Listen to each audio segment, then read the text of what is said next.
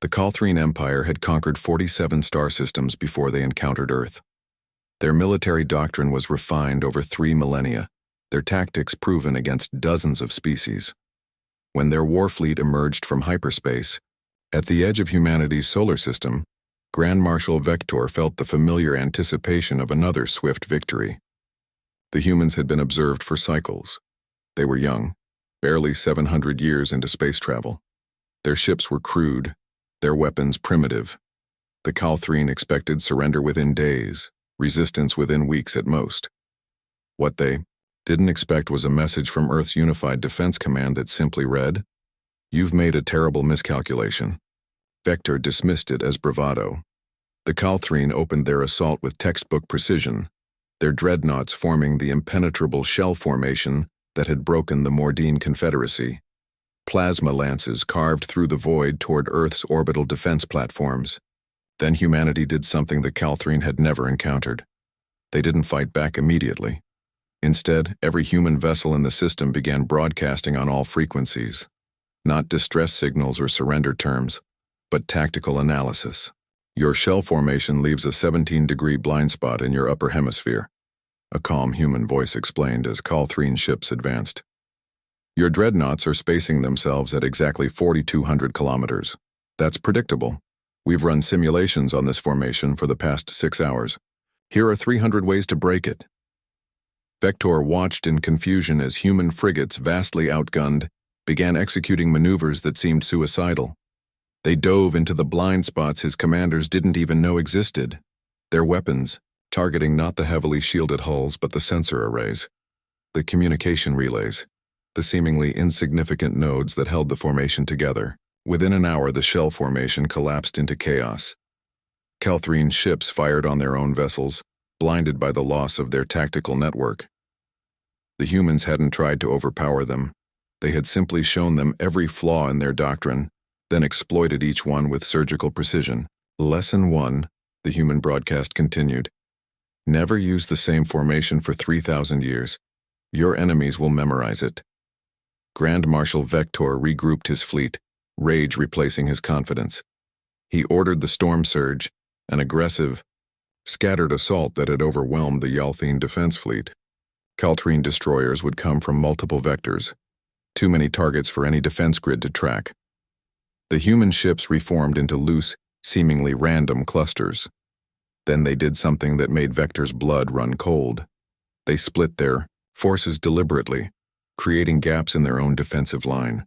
It looked like a catastrophic error, like they were offering the Calthrine an easy path to Earth. Vector took the bait.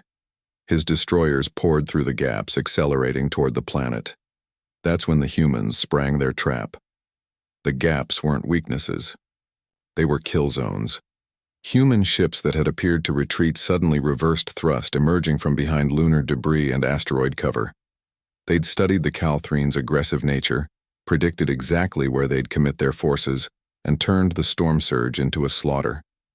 Lesson 2, the broadcast explained as Calthrine destroyers died by the dozen. Aggression without adaptability is just suicide with extra steps. You were so eager to attack, you didn't stop to wonder why we left those openings. The Trendicidor Marshal's mandibles clicked in fury, and for the first time in his career, fear. These humans weren't just fighting. They were teaching. Every engagement was a lecture, every maneuver a demonstration of Calthrine inadequacy. Vector pulled back his remaining forces to the outer system, trying to salvage the invasion. He activated protocols that were ancient even by Calthrine standards, summoning reinforcements from 3 nearby occupied systems. If humanity wanted to play games, he would drown them in numbers. But the humans had been waiting for this too. While the Calthrine regrouped, Earth's networks had been broadcasting everything. Every battle, every tactical analysis, every lesson in Calthrine weakness. They'd sent it all across quantum channels to the 47 systems under Calthrine occupation. The reinforcements never came. Instead, Vector received fragmentary distress calls from the occupied worlds. The subjugated species had watched humanity's broadcasts. They'd learned the lessons too. Rebellions were igniting across the Empire, and now every occupied world knew exactly how to dismantle Calthrine military doctrine. Lesson 3. The human message came again, but this time it was broadcast across the entire sector. Your empire was built on the assumption that conquest meant superiority. But you never evolved, you never had to. Every species you conquered either died or submitted. None of them had the spite to show everyone else how to beat you. The final human transmission came as Vector prepared to retreat, his once mighty invasion force reduced to a fraction of its strength. A single human vessel, a battered corvette that had no business still flying, pulled alongside his flagship. Its message was personal, directed only to him. "We know you expected us to beg," the voice said, and Vector could hear the dangerous satisfaction in it. "But humans don't beg, Marshal. We teach. And class is now in session across your entire empire. Every species you've oppressed now knows your weaknesses, your patterns, your blind spots. We've given them all a masterclass in how to kill Calthrine." The corvette fired a single shot, not at the flagship but past it. A flare that lit up the void. A signal. "Go home, Marshal. Tell your emperor that Earth is off limits, and pray that the species you've tortured for centuries are more forgiving than we would be in their position." Vector retreated. Behind him, humanity didn't pursue. They didn't need to. The Calthrine Empire would spend the next decade putting down rebellions, fighting enemies who now fought with human tactics, human adaptability, human spite. On Earth, Defense Commander Sarah Chen watched the Calthrine flee and allowed herself a tired smile. Humanity had gambled everything on a simple truth. The best way to defeat a bully wasn't to beat them yourself. It was to teach everyone else how to do it. Lesson 4. She whispered to empty space.